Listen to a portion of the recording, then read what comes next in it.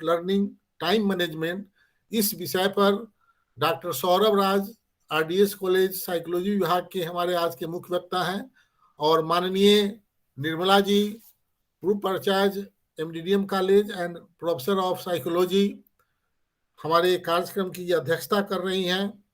और हमारे इस कार्यक्रम में डॉक्टर अलका जायसवाल, एमडीडीएम कॉलेज, श्री भगवान राय समता कॉलेज जंदाहा, और भी अनेक शिक्षक और विद्वान छात्र और शोध छात्र हमारे पटल पर दिख रहे हैं। आप सबों का स्वागत करते हैं।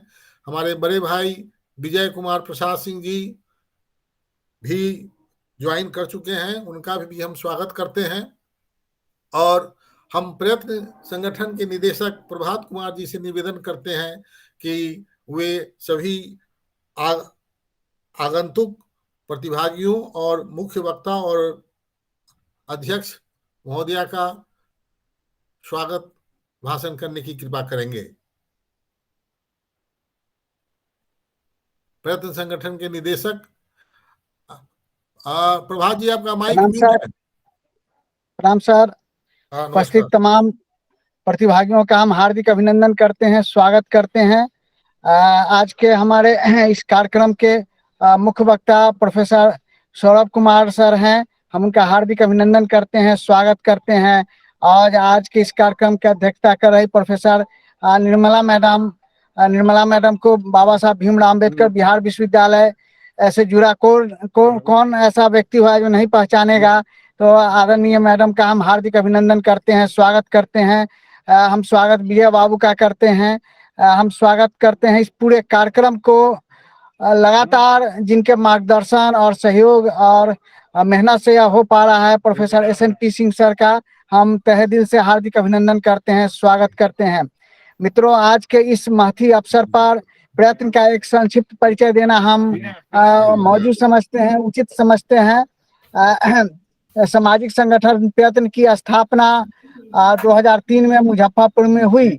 इसकी स्थापना का मुख्य उद्देश्य शिक्षा व स्वास्थ्य के संबंध में जागरूकता पैदा करना, युवाओं का रचनात्मक विकास, राष्ट्रीय एकता एवं अखंडता हेतु युवाओं को प्रेरित करना, रोजगारोन्मुखी प्रशिक्षण कार्यक्रम चलाना एवं इन सब के माध्यम से एक ऐसी दुनिया का निर्माण करना है जहाँ व्यक्ति सशक्त एवं न्याय संगत तरीके से अपनी पूरी कार्य क्षमता का एहसास कर सके।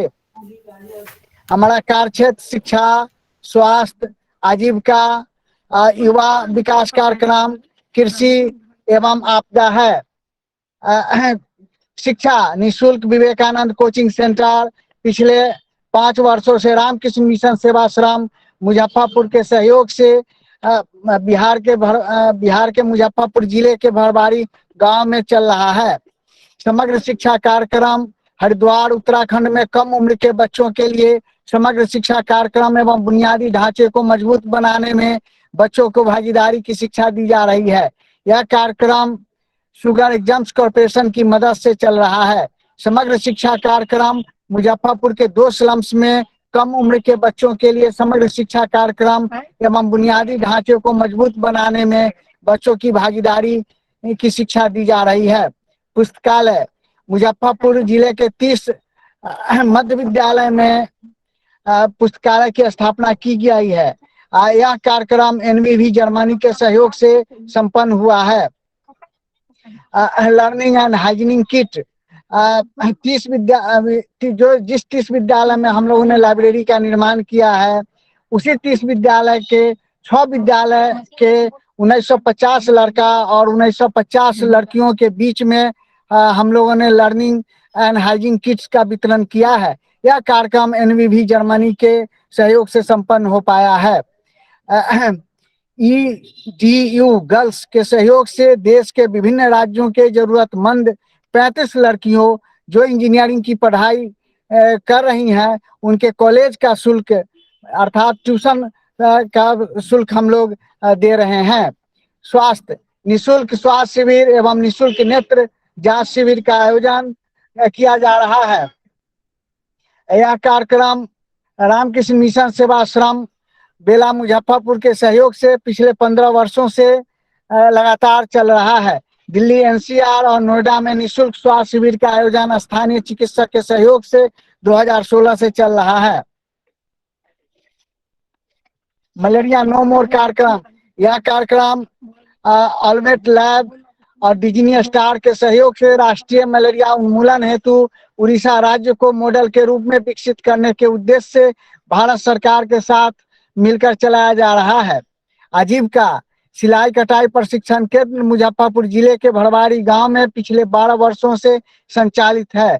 इसमें 200 से अधिक महिलाएं स्वरोजगार पर आ गई हैं। यह कार्यक्रम रामकृष्ण मिशन सेवाश्रम मुजफ्फरपुर के सहयोग से संपन्न हो रहा है।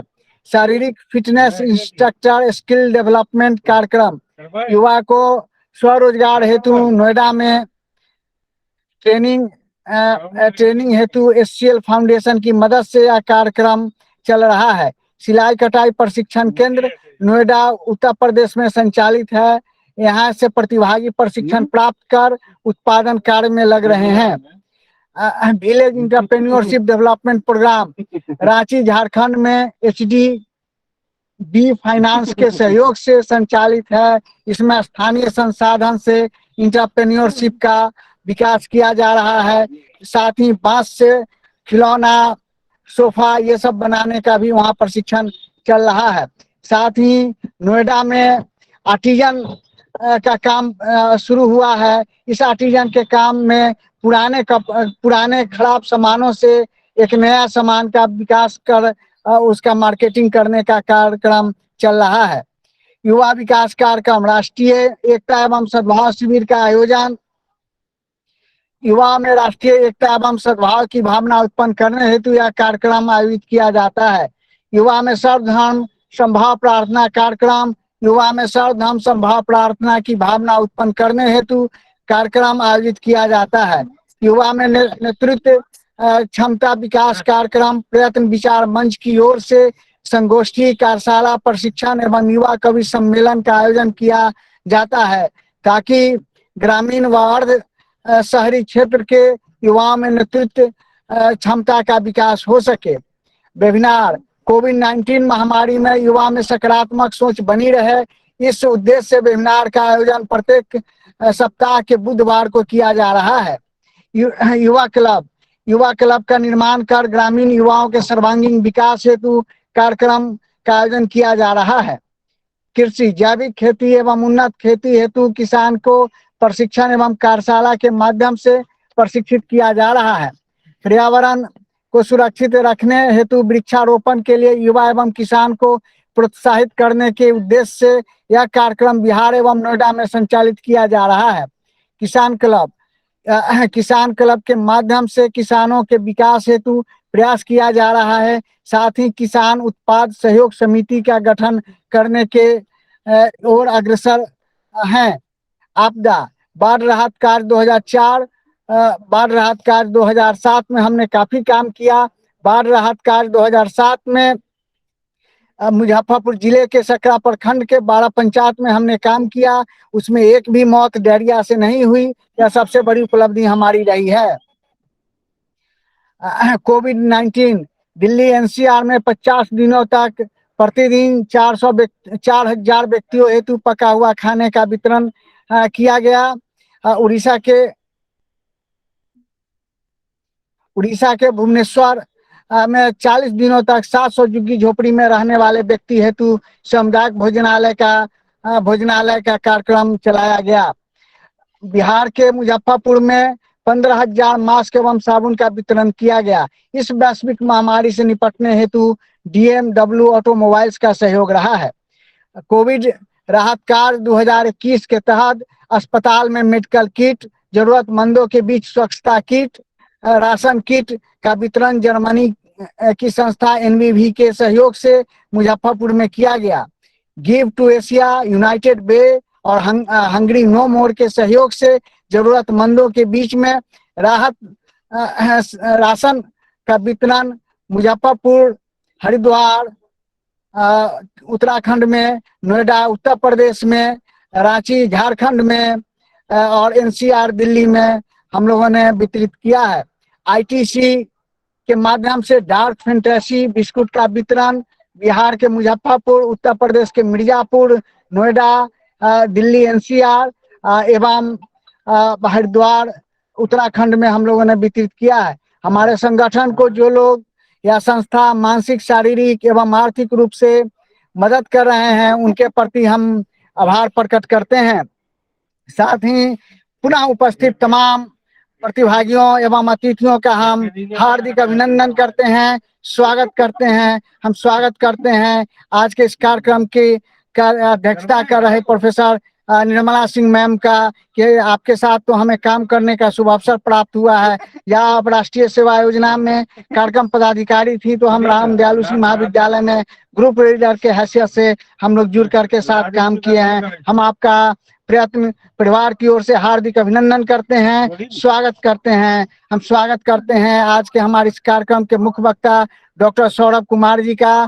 आपका हम हार्दिक अभिनंदन करते हैं, स्वागत करते हैं। आप लोग जैसे लोगों के प्रेम और आशीर्वाद और शुभकामना सहयोग से यह कार्यक्रम संभव हो पा रहा है। और इस पूरे कार्यक्रम को आयोजित करने में मानसिक, शारीरिक रूप से लगे हमारे गुरुवार प्रोफेसर SNP सिंह सर का हम हार्दिक अभिनंदन करते हैं, स्वागत करते हैं। पुनः उपस्थित तमाम प्रतिभागियों एवं अतिथियों का हम हार्दिक अभिनंदन करते हैं, स्वागत करते हैं। मित्रों, एक सूचना भी है कि हमारे जो भी प्रतिभागी हैं, वो प्रतिभागी को अगर हमारे वेबिनार में मुख्य वक्ता के रूप में अगर बोलने की इच्छा है, तो उनको हम सादर आमंत्रित करते हैं। वैसे लोग हम लोग से संपर्क कर सकते हैं और प्रोफेसर SNP सिंह सर से संपर्क कर वो हमारे यहाँ मुख्य वक्ता के रूप में अपना योगदान दे सकते हैं। पुनः उपस्थित लोगों का हम हार्दिक अभिनंदन एवं स्वागत करते हुए जय जगत। Thank you sir. धन्यवाद प्रभात जी। प्रभात जी ने अपने वक्तव्य के सिलसिले में जो बताया कि जो research scholar, student, teachers, social workers हमारे वेबिनार में उपस्थित होते हैं और अगर वे भी किसी विषय पर जो उनका प्रिय विषय है उस पर अगर व्याख्यान करना चाहें, तो प्रयत्न संगठन का जो इनविटेशन हम भेजते हैं लोगों को सॉफ्ट कॉपी में, उस पर एक मोबाइल नंबर डाला हुआ है for certificate and other enquiries. वह प्रभात जी के पास वह फोन जाता है और मेरा भी फोन नंबर प्रभात जी से लेकर जो वक्तव्य देने में रुचि दिखाएंगे वो हमसे बात कर सकते हैं और फिर हम लोग उनके वक्तव्य को उनके लिए अलग से एक वेबिनार आयोजित कर और उनके भी कार्यक्रम को और उनके भी व्यक्तित्व विकास में और उनके शैक्षणिक विकास में हम सहयोग करेंगे। मित्रों, हम कार्यक्रम को आगे बढ़ाते हुए अब हम अपने आज के मुख्य वक्ता सौरभ राज जी को हम आमंत्रित करना चाहते हैं। आप सबको बताते हुए बहुत हर्ष हो रहा है कि मिस्टर सौरभ राज अभी RDS कॉलेज में साइकोलॉजी के शिक्षक हैं और इन्हें करीब 5 वर्षों से का शैक्षणिक अनुभव है और इन्होंने अपनी पढ़ाई ग्रेजुएशन और पोस्ट ग्रेजुएशन की बनारस हिंदू विश्वविद्यालय से की है और इन्होंने बहुत ही उच्च कोटि के जर्नल्स जैसे frontiers in psychiatry, international journal of social psychiatry and Asian journal of psychiatry में इनके आर्टिकल पब्लिश होते रहते हैं।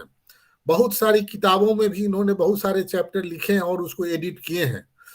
अभी सौरभ जी सुसाइड करने की जो प्रवृत्ति होती है बच्चों में, बुजुर्गों में, उस पर शोध कर रहे हैं कि उसे कैसे सामाजिक रूप से रोका जा सके।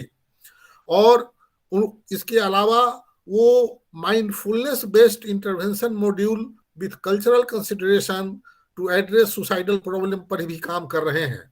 इन्हें बहुत सारे प्रेस्टिजियस अवार्ड मिले हुए हैं, जिससे ये पेरिस, फ्रांस की राजधानी पेरिस में 2019 में तथा ऑस्ट्रिया की राजधानी वियना में 2017 में जाकर अपना शोध पत्र प्रस्तुत कर चुके हैं।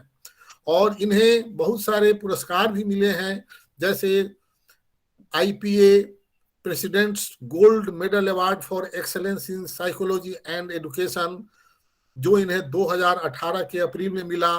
और इसके अलावा उन्हें बनारस हिंदू विश्वविद्यालय से 2010 में प्रोफेसर MM सिन्हा अवार्ड भी मिल चुका है।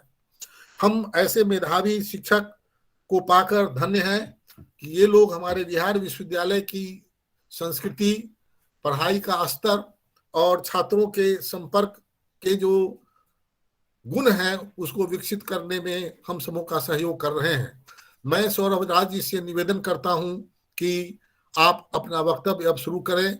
निवेदन है कि आपके वक्तव्य की समय सीमा 30 मिनट निर्धारित है। वेबिनार में हम बहुत अधिक समय नहीं दे पाते हैं, इसके लिए हम क्षमा प्रार्थी हैं। हम 30 मिनट के वक्तव्य के बाद अगर वक्तव्य की सीमा टूटती है तो हम हल्का इंगित करते हैं कि अब हमें हमारे दूसरे वक्ता पर जाने की अनुमति दी जाए। और आपका समय होता है अभी 3:14 हो रहा है। आप 3:44 तक आपके वक्तव्य को हम आमंत्रित करते हैं और उसके बाद फिर हम कार्यक्रम को आगे बढ़ाएंगे। धन्यवाद। Professor Saurabh Raj. Good afternoon to one and all present here. Thank you, Sri Narayan Singh sir, for this elaborated introduction. I really appreciate it. And thank you, Prayatna team, especially Prabhat sir, for having me here and giving me this opportunity to present this talk. And they are organizing every week one webinar, and it's really a commendable job. So I really appreciate this gesture. And जो academics के लिए ये हर सप्ताह जो एक webinar हो रहा है, यह पूरे एकेडमिक के लिए, पूरे स्टूडेंट कम्युनिटी के लिए एक बहुत ही लाभदायक एक काम है जो प्रयत्न के द्वारा किया जा रहा है। Initially, as I have been told that most of the participants are going to be a student. So keeping this in my mind, I have presented I have scheduled my everything accordingly, जिससे कि बच्चों को कुछ फायदा हो सके. So I just hope that at the end of this webinar, students are going to add on something. So I would like to present my screen.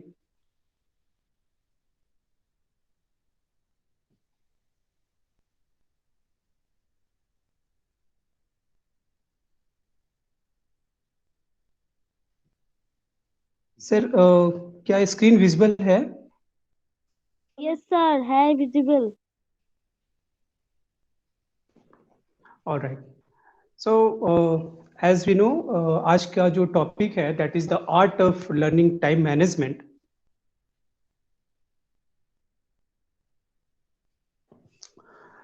सो हम लोग अपने पूरे दिन में बहुत बार समय से संबंधित ही बातें करते हैं, जैसे कि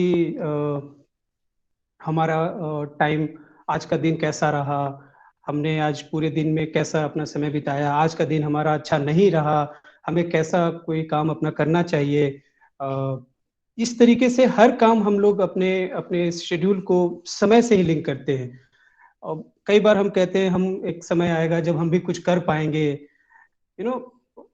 कई बार हम ये बोलते हैं एक हमारा टाइम, अपना टाइम भी आएगा.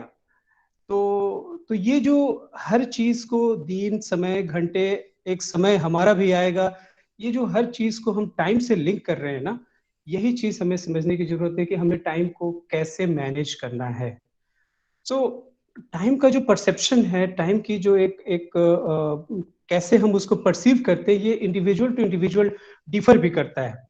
जैसे किसी के लिए आप खुद अनुभव करेंगे, जब आप किसी हैप्पी मोमेंट में होते हैं, जब आप खुश होते हैं, तो आपके लिए समय बिल्कुल तुरंत खत्म हो जाता है. आपको पता ही नहीं चलता है कब आपके घंटे, 2 घंटे, 3 घंटे, 4 घंटे निकल गए.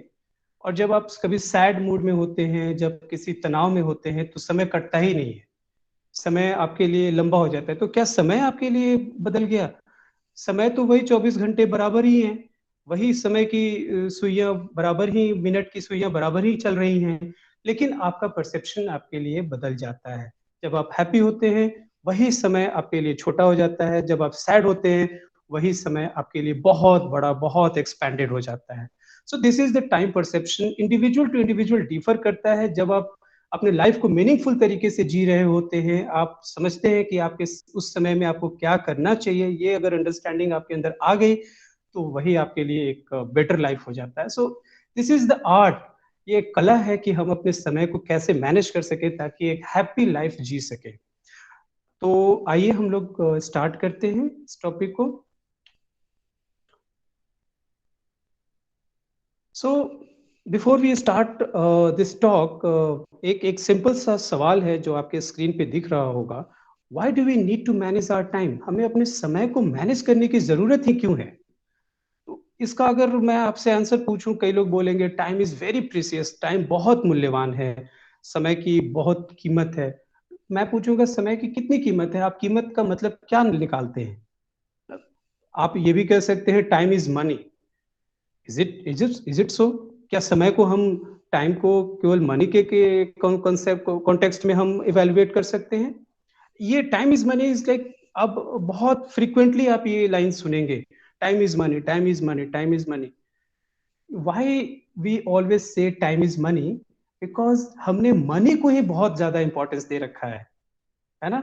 आप ध्यान देंगे, आप हर वक्त आप ये सुनते हैं समय को बचाओ क्योंकि समय बहुत कुछ आपको देगा, लेकिन बहुत कुछ को हम लोग अगर सिर्फ पैसे से कंपेयर कर रहे हैं तो यहाँ प्रॉब्लम है।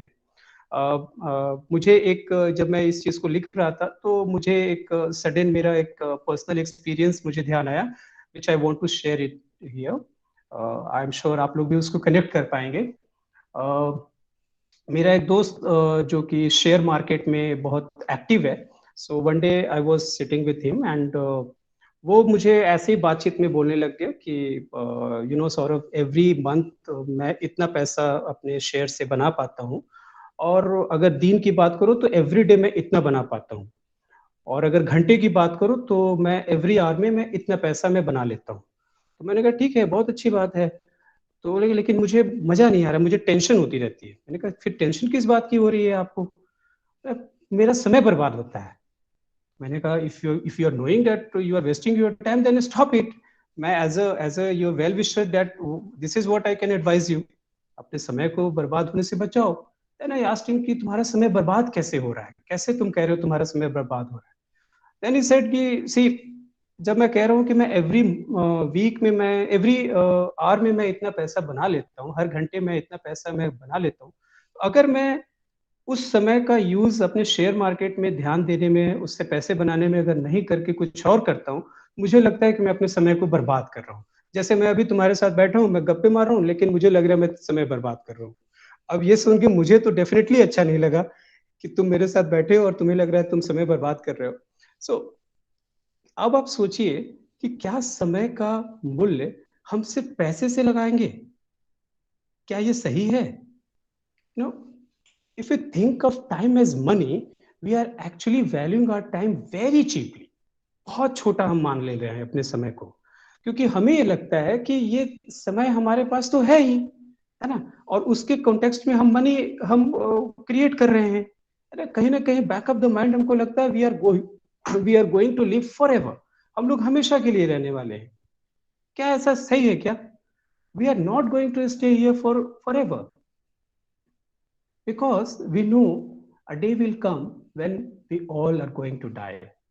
एक दिन ऐसा जरूर आएगा जो हमारा वो लास्ट डे होगा, हमारे पास समय नहीं होगा, है ना? तो हमारे पास एक लिमिटेड ही टाइम है।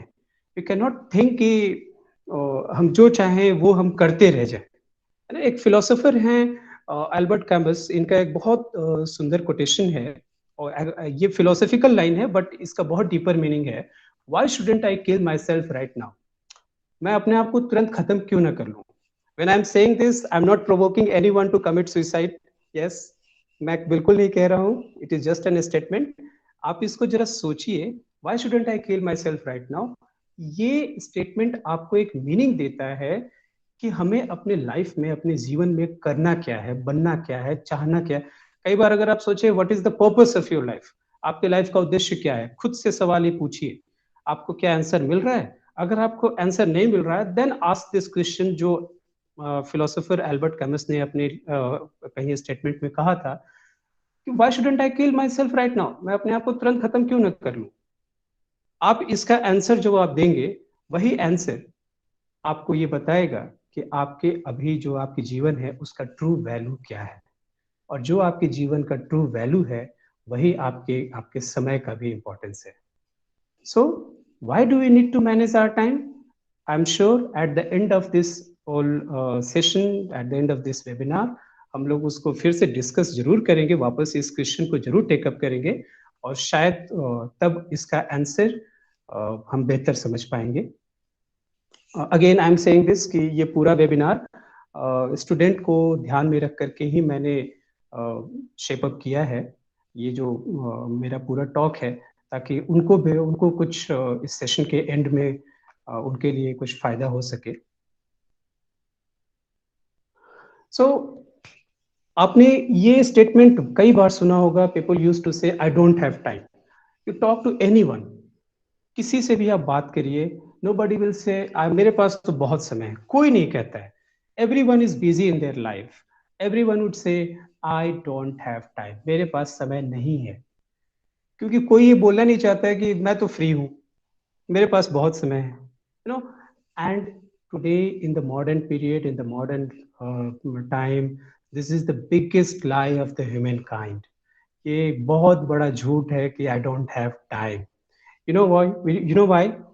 समय किसके पास नहीं था? हमारे फोरफादर के पास, हमारे पूर्वजों के पास। वाई? बिकॉज उनके पास टेक्नोलॉजी नहीं थी, उनके पास बहुत कुछ उनको खुद से करना होता था, उनके पास वॉशिंग मशीन नहीं थी, कपड़े खुद से धोने होते थे, उनके पास गैस चूल्हा नहीं था, खाना बनाने के लिए बहुत मेहनत करनी पड़ती थी, कहीं ट्रेवल करना होता था तो आज की मॉडर्न टेक्नोलॉजीज जो ट्रेवलिंग की हैं वो उनके पास मौजूद नहीं थी, कई दिन कई महीनों भी लग जाते थे एक जगह से दूसरे जगह जाने में, आज एक दिन में चले जाते हैं।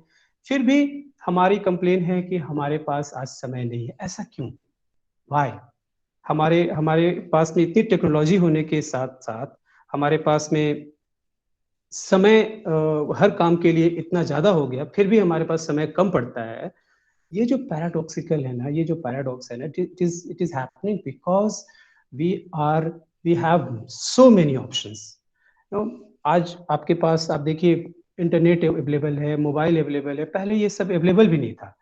तो अब जब आपके पास बहुत सारे ऑप्शन हैं, आपको उन सब ऑप्शन में से चूज करना है, आपको अपना समय किस चीज पे कब देना है, और ये जो चूज करने का जो टेंडेंसी है ना, यही प्रॉब्लम क्रिएट करता है। एक और फिलोसोफर हैं जेन पॉल, ये कहते हैं कि we have a tendency to trick ourselves into the thinking that we are not free. यानी हमारी एक प्रवृत्ति बनी हुई है कि हम ये ऐसा सोचें कि हम फ्री नहीं हैं, वी आर ऑक्युपाइड, है ना। ये एक इनबॉर्न एक और इनबॉर्न तो नहीं कहेंगे, लेकिन एक सोसाइटी से हम लोग एक लर्न कर लेते हैं ये इस चीज को, that we are not free, क्यों? Because being free to choose your time means you have to make choices. अगर आप कहेंगे कि हम फ्री हैं, देन चूज, है ना, चूज योर टाइम। आप अगर आपके पास समय है तो आप सही चुनाव करिए, और चुनाव करने का मतलब ये होगा कि अगर आप सही चुनाव करेंगे तो उसका कॉन्सिक्वेंसेस भी आप ही के ऊपर आएगा, अगर आप गलत चुनाव कर लिया तो उसका गलत फिर कॉन्सिक्वेंसेस आएंगे, है ना। तो ये जो गलत जो चुनाव है ना, और उसका जो गलत उसका जो रिजल्ट आता है, ये इस एक्सक्यूज से बचने के लिए, इस चीज से बचने के लिए we always have this tendency to say that I don't have time, है ना। बट समय तो है ही ना, हम लोग अपने समय को किस फ्रेम में देखते हैं, किस तरीके से हम उसको ऑर्गेनाइज करना चाहते हैं, ये तो हमारे ऊपर है ना। आप देखिए, आप अपने पूरे रूटीन को देखिए, आप कई बार ऐसा पाएंगे आप आपके जो डिसीजंस हैं वो आपके नहीं हो पाते हैं, वो कई बार शेप अप होते हैं किसी और के कहने से। जैसे कि आपने ये सब्जेक्ट क्यों चुना? आपके दोस्त ने चुना था इसलिए आपने चुन लिया। आप ये यहाँ पे पढ़ने क्यों गए? क्योंकि आपके मदर फादर ने, आपके पेरेंट्स ने ऐसा कहा, आप चले आए। तो आप ऐसा काम क्यों कर रहे हो? क्योंकि आपसे यही एक्सपेक्टेड है करने के लिए, आप इसीलिए कर रहे हो। तो आपकी खुद की विल, आपकी खुद की विश, आपकी खुद की इच्छा, आपकी खुद की चॉइस, कई बार हम उसको डिसाइड करने में, उसको टेकअप करने में, उसको ऑन करने में, हम उसको उसकी जिम्मेदारियों से बचने के लिए हम कई बार ऐसा सोचते हैं, ऐसा एक साइकोलॉजिकल है, इट्स ऑल साइकोलॉजिकल, एंड ये अनकॉन्शियसली ये चीजें होती हैं। जब हम ये मानते हैं I don't have time, but in reality we do have time, and time can be managed. हम अपने समय को बिल्कुल मैनेज कर सकते हैं। It is just that we don't have a lot of it, so we have to make sacrifices. Sacrifices आप बिल्कुल, आपको जो लिमिटेड टाइम है, आपको उसी लिमिटेड टाइम में ही आपको अपनी बातें, अपनी चीजें करनी होंगी। आपके पास में एन नंबर ऑफ अपॉर्चुनिटीज आपके एक समय में मिल रही होंगी, लेकिन आपको उसमें चुनाव करना होगा। आप अभी पढ़ना चाहते हैं या अपने दोस्त के साथ कहीं बाहर जाना चाहते हैं, दोनों काम एक ही समय में आप नहीं कर सकते। ठीक है, आपके लिए क्या इंपॉर्टेंट है, किस चीज को, किस ऑप्शन को आप सेक्रीफाइस करेंगे, किस ऑप्शन को आप चूज करेंगे, यही आपके फ्यूचर को शेप अप करता है, यही आपके भविष्य को बनाता है। सो ओवरऑल टाइम मैनेजमेंट अपने आप में एक बहुत ही डीपर मीनिंग लेकर के आता है। जब हम टाइम को मैनेज करने की जब बात करते हैं ना, तो एक्चुअली में हम लाइफ को मैनेज करने की बात करते हैं, हम लाइफ स्टाइल को मैनेज करने की बात करते हैं, है ना। ओवरऑल आपके एटीट्यूड को मैनेज करने की बात करते हैं, आपके टेम्परामेंट को, आपके आपके ट्रेड्स को एक सही डायरेक्शन देने की बात करते हैं, जिससे कि आपकी प्रोडक्टिविटी, आपकी इफिशियंसी, ये सब इनहैंस हो सके। So first of all, we need to understand time wasting behavior. हम लोग समय को जो बर्बाद करते हैं, एंड जब टाइम वेस्टिंग बिहेवियर की बात हम कह रहे हैं, तो ये सिर्फ स्टूडेंट के लिए ही नहीं है, ये बहुत हद तक हम सब पे अप्लाई होता है। सो अगर हम ये टाइम को बर्बाद करने के बिहेवियर को अगर हम समझ पाए, तो साइकोलॉजिकली हम उस बर्ताव को बदलने की तरफ भी हम कोशिश कर सकते हैं। क्योंकि कोई भी बिहेवियर को बदलने के पहले हमें उसको आइडेंटिफाई करना, उसको रिकॉग्नाइज करना, ये बहुत जरूरी है। तो आइए हम देखते हैं कि ऐसे क्या क्या चीजें हैं जहां पर हमारा समय सबसे ज्यादा व्यर्थ होता है, सबसे ज्यादा बर्बाद होता है। शिफ्टिंग ऑफ थॉट्स, अक्सर ये चीजें स्टूडेंट्स में ज्यादातर देखी जाती हैं। जब आइडियाज, फ्लाइट्स ऑफ आइडियाज आते रहते हैं, आपने किताब खोला, आप एक पैराग्राफ पढ़े और सडन आपके दिमाग में कुछ और थॉट्स आने लग गए। अब आप उन थॉट्स में ऑक्युपाइड हो गए, है ना। आपने मोबाइल उठाया, आप अभी अमेजोन पे कोई एक ड्रेस देख रहे हैं, आपको खरीदना है, एंड देन सडन आपके दिमाग में आ गया, ओहो मुझे तो फला शादी में भी जाना है, तो उस शादी के लिए मुझे तैयारी करनी है, उसके लिए मुझे क्या करना है, अच्छा ठीक है, मुझे मुझे कुछ शॉपिंग करनी होगी, चलो ये चीज देख लेते हैं। शॉपिंग के लिए पैसे कहाँ से आएंगे, चलो माँ से बात कर लेते हैं या पापा से बात करते हैं, पापा तो अभी नाराज चल रहे हैं, फिर क्या करें, अच्छा चलो कुछ और देखते हैं क्या ऑप्शन हो सकता है, दीदी से बोलते हैं, भैया से बोलते हैं, ठीक है, अच्छा फलाने मार्केट में जाकर के ये खरीद ले क्या, वहां पे सस्ता मिलेगा, चलो वहां पे चलते हैं, फलाने दोस्त को कॉल करते हैं, अब उस दोस्त को कॉल मिला दिया, चलोगे, हाँ चलो चलते हैं। अब आप कहाँ, देखो कहाँ से शुरू किया, आप कहाँ चले गए, है ना। और किताब कहीं खुला हुआ है, वो देखे जा रहा है, अब मुझे कब पढ़ोगे। सो सो ये जो आइडियाज जो आपके शिफ्ट होते रहते हैं ना, एक समय में एक काम में जब आप ध्यान लगाने के बजाय तुरंत तुरंत तुरंत तुरंत तुरंत कहीं से कहीं, कहीं से कहीं पहुंचते चले जाते हैं ना, ये प्रॉब्लम क्रिएट करता है। So do we control our mind और does our mind control us, है ना। क्या हम अपने माइंड को कंट्रोल कर रहे हैं या हमारा माइंड ही हमको कंट्रोल कर रहा है। क्योंकि माइंड की अपनी एक टेंडेंसी है, वो तुरंत एक जगह नहीं कई जगह पे भागता रहता है। अब आपको अगर ये कंट्रोल करना नहीं आया, आपको उसको रोकना नहीं आया, तो ये फ्लाइट होते रहेगा, एक जगह से दूसरा, दूसरे से तीसरा, तीसरे से चौथा, और जहां फोकस करना है, किताब खुली रह गई, वो पेज वही रह गया, आप बैठे रह गए, आपको पता नहीं चला, आपका सिटिंग आवर 2 घंटे का था, लेकिन आउटपुट 5 मिनट का रह गया, फिर क्या फायदा। That is your wasting of time, you know. So we need to understand how to control our mind. इसके लिए माइंडफुलनेस टेक्निक है जो कि हम लोग आज डिस्कस नहीं करेंगे, because today we are more focused on time management. किसी और दिन शायद अगर मुझे मौका मिले तो जरूर आप लोग के साथ डिस्कस करेंगे about the mindfulness techniques that we can adopt to control our mind. So the next is the procrastination. Procrastination को सिंपल भाषा में अगर आप कहें तो एक लाइन में कल कर लेंगे, जो ये टेंडेंसी है ना, कल कर लेंगे, आज के काम को कल के लिए टाल दिया, है ना। अब कल जब आएगा कल कर लेंगे, फिर कल जब होगा कल कर लेंगे। इस तरीके से वो कल आता ही नहीं है। वो कब आता है? जब आप एकदम एज पे आ जाते हो, आपको लगता है कल तो डेडलाइन है, कल तो करना ही करना है। मैंने ऐसे कई सारे लोगों को मैंने देखा है, जब भी एग्जाम्स के कोई फॉर्म निकलता है तो मैं देखता हूँ कि वो एकदम लास्ट मोमेंट पे जा करके, सपोज 20 तारीख लास्ट डे है, तो वो 20 तारीख को ही, और वो भी सेकेंड हाफ में उनको वो लैपटॉप खोलेंगे फॉर्म भरने के लिए। खुद मैंने कुछ लोगों में ऑब्जर्व किया है, जो ITR फाइल करना होता है, इनकम टैक्स रिटर्न, उसका एक लास्ट डेट होता है जो गवर्नमेंट ऑफ इंडिया डिसाइड करती है। तो आप देखेंगे लास्ट डे में अधिकतर उसका जो वेबसाइट है वो हैंग करता है। आप जानते हैं वो क्यों करता है? बिकॉज उसमें ट्रैफिक ज्यादा हो जाता है, बहुत लोग उसी लास्ट मोमेंट में ही कर रहे होते हैं। क्यों भाई, इतना लंबा टाइम था, आपने तब क्यों नहीं फॉर्म फिलअप किया, आपने तब क्यों नहीं ITR फाइल किया? हमारी एक इनबिल्ट टेंडेंसी हो जाती है, हम लोग हर चीज को डिले करते करते लास्ट मिनट तक लेकर के जाते हैं। ये जो टेंडेंसी है ना, ये समय को बर्बाद करने की है। अब लास्ट मिनट तक ले गए हैं, लास्ट मोमेंट तक ले गए हैं, तो इससे तो उस समय में तनाव बढ़ेगा ही, काम जल्दी हो जाए, समय कम है, बस कुछ घंटे रह गए हैं, फिर वो लिंक खत्म हो जाएगा, फिर समय चला जाएगा, कैसे खत्म करें, कैसे करें। ये चीज जो है ना, ये जो हैबिट है ना, इसको बदलने की जरूरत है। Next is ignoring the task hopping it will go away.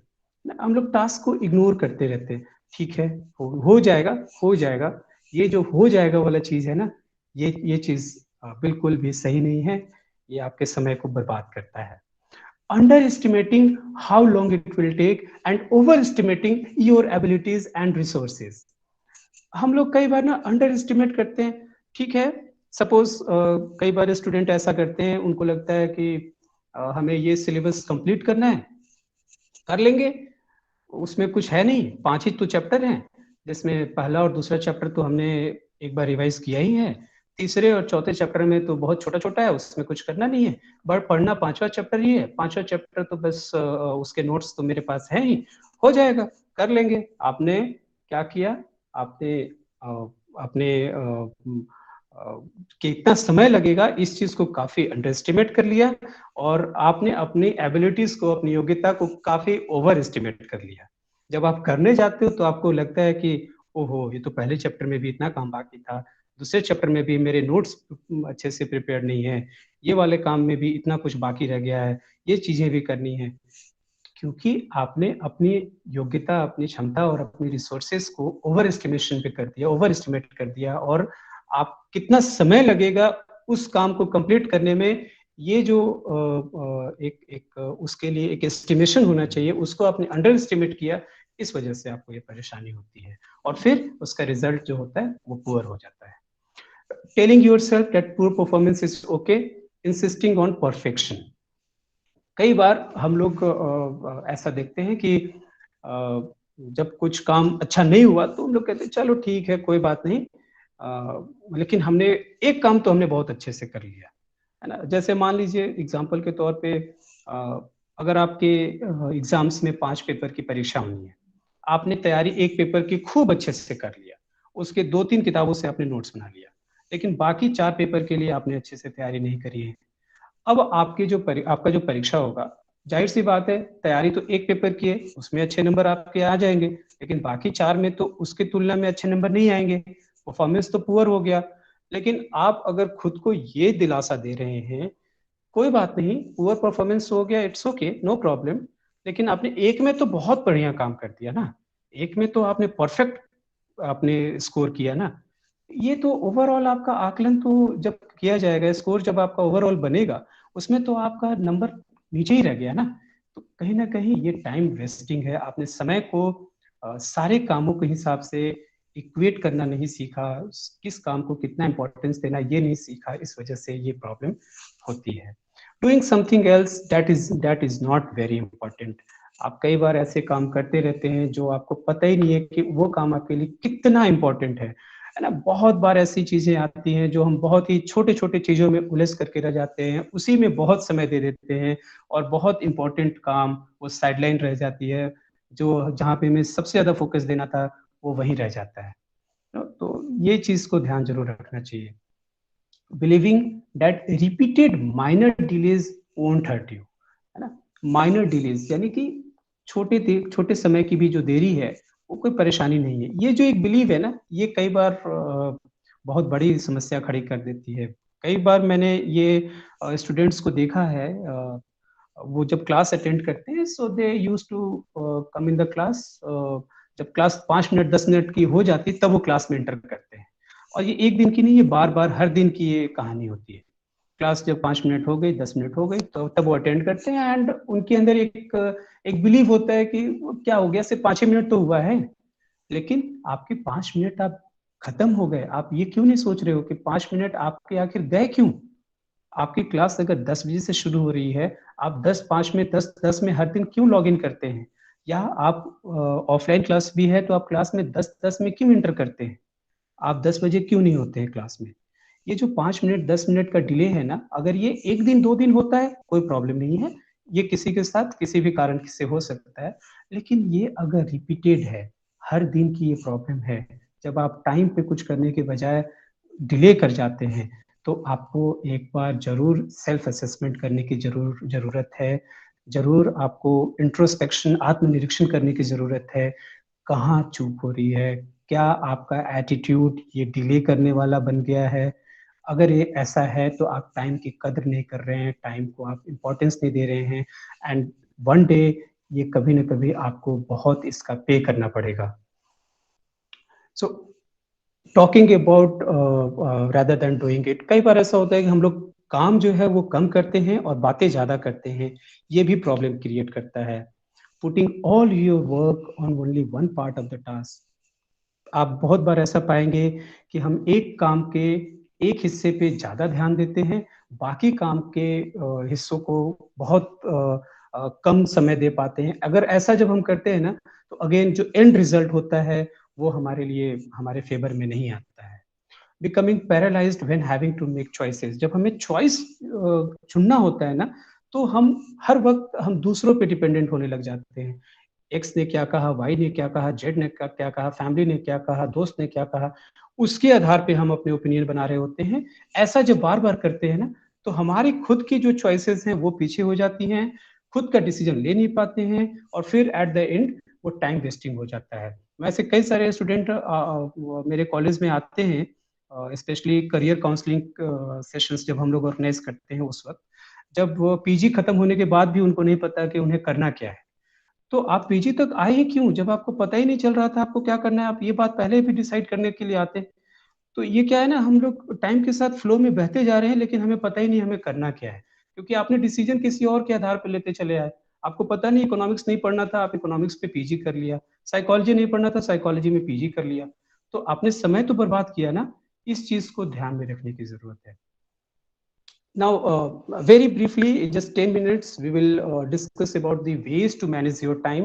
And again, मैं एक चीज फिर क्लियर कर दूं, समय को मैनेज करने से मतलब आपके लाइफ स्टाइल को मैनेज करने से है, आपके तौर तरीकों को मैनेज करने से है। अगर आप उसको ठीक करना सीख गए तो आपका समय अपने आप मैनेज हो जाएगा, प्रोडक्टिविटी अपने आप इन्हांस हो जाएगी। जो काम आप एक सप्ताह में करते हो, अगर आप उसको प्रॉपर टाइम मैनेजमेंट से एक दिन में कर लेते हो, तो आपका 6 days in a week बचा लेते हैं। So we will discuss about the ways of managing your time. So the first one is the set goals and rewards. So first of all you need to create your target. आपको करना क्या है, अपने objective को decide करिए, अपने गोल को decide करिए, और हो सके तो अपने गोल को छोटे छोटे हिस्सों में बांट लीजिए। ठीक है, जब आप ऐसा कर लेते हैं तो आपके लिए एक क्लैरिटी आ जाती है कि आपको क्या अचीव करना है, क्या बनना है, क्या करना है। और जैसे जैसे आप छोटे छोटे गोल को अचीव करते जाएं, पैट योरसेल्फ, अपने आप को शाबाशी दीजिए, yes you have done it, आपने अचीव किया है। आप अपने आप को कुछ भी आप छोटा रिवॉर्ड दे सकते हैं। आपने कुछ लर्न कर लिया, कुछ याद कर लिया, आप 5 मिनट का ब्रेक लेकर के आप घूमने जा सकते हैं, कुछ एंजॉय कर सकते हैं, anything that you want you can do it. prioritize your task and learn to delegate. Now ये एक चीज बहुत इंपॉर्टेंट है, आपके पास समय लिमिटेड है, आप लिमिटेड टाइम में बहुत कुछ नहीं कर सकते हैं. We have already discuss that we need to understand the priority of your time and accordingly you will have to sacrifice something also. एक ही समय में 2-4 काम आप नहीं कर सकते हैं, तो आप किस समय में क्या इंपॉर्टेंट है, क्या अर्जेंट है, उसको आप प्रायोरिटाइज करिए. और साथ ही साथ जो काम आप दूसरों को दे सकते हैं, जो दूसरे कर सकते हैं, आप उसको डेलीगेट भी करिए. इसको आप इस बॉक्स से समझिए. जो चीज बहुत अर्जेंट है और बहुत इंपॉर्टेंट है, do it right now. Like जैसे कि पिछले एग्जांपल में हम लोग डिस्कस किए, जो सपोज आपको कोई फॉर्म फिलअप करना है which is very important and urgent, so do it now. आप उसको लास्ट डेट के लिए मत उसको टालिए, प्रोक्रास्टिनेट मत करिए, उसको तुरंत करिए. जो काम इंपॉर्टेंट है लेकिन अर्जेंट नहीं है, उसको आप शेड्यूल कर सकते हैं. जैसे बिजली का बिल जमा करना है, ये काम इंपॉर्टेंट है लेकिन बहुत अर्जेंट नहीं है, आप इसको शेड्यूल कर सकते हैं. ठीक है, हम कल कर लेंगे, परसों कर लेंगे, बट आप इसको करना है, इसको आप शेड्यूल जरूर कर लीजिए. जो काम अर्जेंट तो है लेकिन बहुत इंपॉर्टेंट नहीं है, जैसे आप मान लीजिए आपको कोई लिफाफा है, कोई इन्वेलप है जिसको आप कहीं स्पीड पोस्ट करना है. ये काम अर्जेंट है लेकिन इंपॉर्टेंट नहीं है. इस काम को आप किसी को डेलीगेट कर सकते हैं, अपने घर में किसी को बोल सकते हैं इसको पोस्ट करने के लिए. आप खुद न जाकर के भी किसी को बोल करके कि आरएमएस में जाकर के इसको पोस्ट कर दीजिए, आपका समय बचेगा. जो काम आप दूसरे को दे करके भी करा सकते हैं, अगर आपको भरोसा है कि वो व्यक्ति वो काम कर लेगा, आप उसको डेलीगेट जरूर करिए. जो चौथा बॉक्स है, अंतिम कॉर्नर का जो बॉक्स है, not important and not urgent, अधिकतर स्टूडेंट इसी सेक्शन पे ज्यादा अपना समय व्यर्थ कर देते, बर्बाद कर देते हैं. यही चीज हमें एलिमिनेट और आइडेंटिफाई करने की है ना. कई बार हम कोई एक ऐसे ही स्क्रॉल करते हुए यूट्यूब वीडियोस देखते हैं, 1 देखा, 2 देखा, 3 देखा. कब आपने 10 मिनट के लिए फोन उठाया था और आपके हाथ में 1 घंटा फोन रह गया और आप वीडियोस देखते चले गए, आपको पता ही नहीं चला, है ना. तो ये काम तो ना तो अर्जेंट है ना इम्पोर्टेंट है. आपने फोन उठाया अपने घर में या अपने किसी दोस्त से बात करने के लिए 5 मिनट के लिए, और आप 1 घंटे तक उससे कॉल पे लगे रह गए. ये तो ना तो अर्जेंट था ना बहुत इंपॉर्टेंट था. तो ऐसे जो एक्टिविटीज हैं, ऐसी जो चीजें हैं, उसको अपने डेली रूटीन से एलिमिनेट करना है, हटाना है. आप जितना इस चीज को हटा पाएंगे, आपका समय बचेगा और उस समय को आप फ्रूटफुल और अच्छे कामों से फिलअप कर सकते हैं. बिकॉज ऑलवेज रिमेंबर, हम सबके पास वही 24 घंटे हैं, उसी 24 घंटे को इंपॉर्टेंट बनाना है. Now track your biological rhythm. See, biological rhythm मतलब हर इंसान का काम करने का अपना एक पैटर्न होता है. कुछ लोग मॉर्निंग पीपल होते हैं, कुछ लोग इवनिंग पीपल होते हैं. मॉर्निंग पीपल मतलब कई लोग का सबसे प्रोडक्टिव आवर, सबसे एक्टिव आवर जो होता है वो सुबह का होता है. कुछ लोगों के लिए वो रात का भी होता है. कई लोग हैं जो रात में बहुत अच्छा काम करते हैं, उनको लगता है जब सब शांत हो जाता है, सब लोग सो जाते हैं, हर जगह पीसफुल इन्वायरमेंट होता है, तब वो कुछ अच्छे से याद कर पाते हैं या कुछ अच्छे से सोच के लिख पाते हैं. तो आप आइडेंटिफाई करिए कि आप कौन से काम को कब अच्छा कर पाते हैं, और जिस काम को जो आपका टाइम पीरियड सबसे ज्यादा प्रोडक्टिव है, उस समय में आप कोई भी कॉम्प्लेक्स टास्क जो आपके रूटीन का है, आप उसको टेकअप करिए. उस समय को आप वैसे कॉम्प्लेक्स टास्क से फिलअप करिए. और जो आपका रिलैक्स टाइम है, जहाँ पे आप एग्जॉस्ट हो चुके हैं पूरे दिन के रूटीन से, उसमें आप कोई इजी टास्क लीजिए. इसको फ्रेश और फ्राइड टेक्निक भी बोलते हैं. फ्रेश मतलब मॉर्निंग का टाइम अगर आपके लिए है तो वो फ्रेश टाइम है जब आप कोई कॉम्प्लेक्स टास्क उठाएंगे, और फ्राइड यानी जब आपने एग्जॉस्ट कर लिया, अपने आप को थक गए हैं, तो आप कोई इजी टास्क उठाइए. अक्सर ऐसा स्कूलों में भी होता है, आपने ध्यान दिया होगा कि जब मैथमेटिक्स जैसे कॉम्प्लेक्स सब्जेक्ट को स्टार्टिंग के पीरियड में रखा जाता है, एंड के पीरियड में हार्डली कोई स्कूल शेड्यूल करते हैं कि आपको मैथमेटिक्स जैसे सब्जेक्ट्स आपको मिले. एंड में एसएसटी जैसे सब्जेक्ट्स होते हैं जो कंपैरेटिवली इजी होते हैं, जिसको समझना आसान होता है. इससे आपकी प्रोडक्टिविटी बढ़ती है. Set clear deadline. डेडलाइन बहुत इंपॉर्टेंट है. आप कब कितना समय किस चीज को देंगे, अगर ये आइडेंटिफाई आपने नहीं किया तो आप किस समय को कितना महत्व देना है आप ये भूल जाएंगे.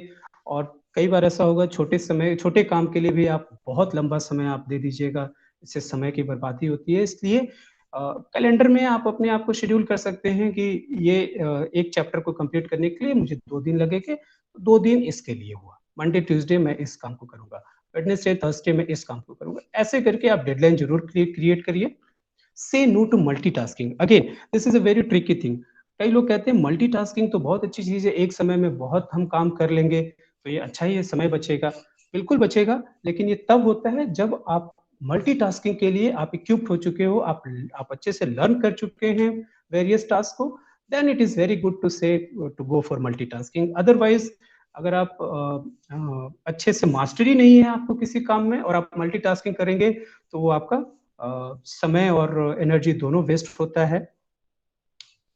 जैसे सपोज करिए आप देखे होंगे घर में माँ खाना भी बनाती है और फोन पे कहीं बात भी कर रही होती है और दोनों काम बहुत अच्छे से कर लेती है। क्यों? बिकॉज माँ को पता है कि खाना बनाने के टेक्निक, खाना बनाने में कितना उसको स्पाइसेस यूज करने हैं, क्या कितना सॉल्ट डालना है, ये सब चीज उसको पता है। बट कई सारे ऐसे कॉम्प्लेक्स टास्क होते हैं, कई सारे ऐसे टास्क होते हैं जिसमें बहुत ज्यादा आपकी इफिशियंसी की जरूरत है। अगर ऐसे टास्क आप एक समय में 2 या 2 से ज्यादा कर रहे हैं और आप बार बार ए और बी में स्विच करते जाते हैं तो ना आप ए पे फोकस कर पाते हैं ना बी पे कर पाते हैं। इसलिए एक समय में अगर आप कोई इंपॉर्टेंट काम अपने लिए चुना है आपने तो एक ही चुनिए, उसी पे फोकस करिए और इससे फिर क्या होगा, आपकी इफिशियंसी, आपकी इफेक्टिवनेस वो बेहतर होगी और आप समय का बेहतर इस्तेमाल कर पाएंगे। Now link your actions to your goal. अब हमेशा ध्यान रखिए आप जो एक्टिविटीज कर रहे हैं क्या आपको वो आपके गोल तक पहुंचा रहा है। आप चाहें इसके लिए तो 2 लिस्ट बना सकते हैं। एक लिस्ट में आप उन सब चीजों को आप लिख सकते हैं जो आप अचीव करना चाहते हैं, जो आपके गोल हैं, और दूसरी लिस्ट आप ऐसी चीजों की तैयार कर सकते हैं जहां आप समय को अपना स्पेंड कर रहे हैं, समय आप व्यतीत करते हैं।